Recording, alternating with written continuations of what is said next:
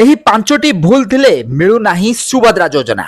ତ ଆପଣମାନେ ଜାଣିଥିବେ ଓଡ଼ିଶାର ମହିଳାମାନଙ୍କୁ ନରେନ୍ଦ୍ର ମୋଦି ଓ ମୋହନ ସରକାର ସୁଭଦ୍ରା ଯୋଜନା ମାଧ୍ୟମରେ ବର୍ଷକୁ 10,000 ଟଙ୍କା ଦୁଇଟି କିସ୍ତିରେ ଦେଉଛନ୍ତି, ଯାହାକି 5 ବର୍ଷ ପର୍ଯ୍ୟନ୍ତ 50,000 ଟଙ୍କା ଏହି ଯୋଜନା ମାଧ୍ୟମରେ ଓଡ଼ିଶାର ମହିଳାମାନଙ୍କୁ ମିଳିବ। ପ୍ରାୟ 1 କୋଟିରୁ ଅଧିକା ମହିଳାମାନଙ୍କୁ ଏହି ଯୋଜନାର ଲାଭ ଦେବେ ସରକାର।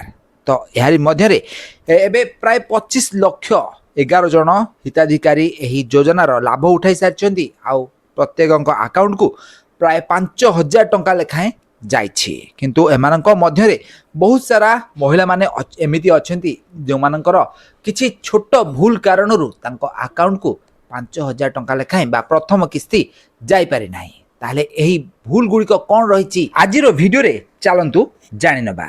ତ ଆପଣମାନେ ଜାଣିଥିବେ ମହିଳାମାନଙ୍କ ଆକାଉଣ୍ଟକୁ 5,000 ଟଙ୍କା ଲେଖାଏଁ ଆସିଛି। ତ ଏମାନଙ୍କ ମଧ୍ୟରୁ ପ୍ରାୟ 2,000 ମହିଳାଙ୍କ ଫର୍ମ ରିଜେକ୍ଟ ହୋଇଯାଇଛି। ତାହେଲେ ଏହିସବୁ ମହିଳାମାନେ ନିଜର ଫର୍ମ ଫିଲ୍ଅପ୍ କରିବା ସମୟରେ ଏହି କିଛି ଭୁଲ ଗୁଡ଼ିକ କରିଥିଲେ। ପ୍ରଥମ ଭୁଲଟି ରହିଛି ନିଜର ଆଧାର କାର୍ଡ଼ ସହିତ ବ୍ୟାଙ୍କ ଆକାଉଣ୍ଟକୁ ଲିଙ୍କ ନ କରିବା, ଆଉ ଏହା ସହିତ ଫୋନ୍ ନମ୍ବର ବି ମଧ୍ୟ ଲିଙ୍କ ନ କରିବା। Aadhaar card, bank account, phone number ପରସ୍ପରଙ୍କ ସହିତ ଲିଙ୍କ ହେବା ଦରକାର। ଆଉ ଏହି ଲିଙ୍କ ହେବା ଦ୍ୱାରା ହିଁ ସରକାର ପଠାଇଥିବା ଟଙ୍କା ଆପଣଙ୍କ ବ୍ୟାଙ୍କ ଖାତାକୁ ଆସିପାରିବ।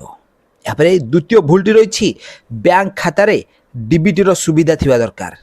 ମାନେ ଡିବିଟି ସୁବିଧା ମାନେ ଗୋଟିଏ ବ୍ୟାଙ୍କରୁ ଅନ୍ୟ ବ୍ୟାଙ୍କକୁ ପଇସା ଟ୍ରାଞ୍ଜାକ୍ସନ୍ ହେଉଥିବାର ସୁବିଧା, ତାକୁ କୁହନ୍ତି ଡିବିଟି ସୁବିଧା।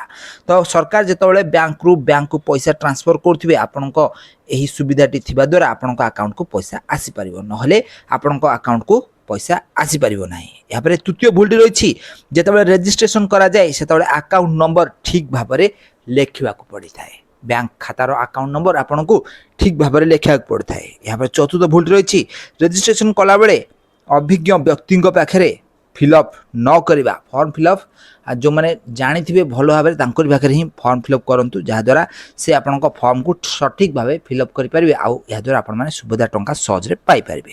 ଏହାପରେ ପଞ୍ଚମ ଭୁଲଟି ରହୁଛି ଆଧାର କାର୍ଡ଼ ଓ ବ୍ୟାଙ୍କ ଆକାଉଣ୍ଟରେ ଥିବା ନାମ ଆପଣଙ୍କର ଯେମିତି ସମାନ ହୋଇଥିବ। ଯଦି ବ୍ୟାଙ୍କ ଆକାଉଣ୍ଟରେ ଗୋଟେ ନାଁ ଥିବ, ଆଧାର କାର୍ଡ଼ରେ ଆଉ ଗୋଟେ ନାଁ ଥିବ, ତ ଏଭଳି ପରିସ୍ଥିତିରେ ଆପଣଙ୍କ ଆକାଉଣ୍ଟକୁ ସରକାର ପଠାଇଥିବା 5,000 ଟଙ୍କା ଆସିପାରିବ ନାହିଁ। ତାହେଲେ ଏହି 5ଟି ଭୁଲ ଆପଣମାନେ ଫର୍ମ ଫିଲ୍ଅପ୍ ବେଳେ କରିବେ।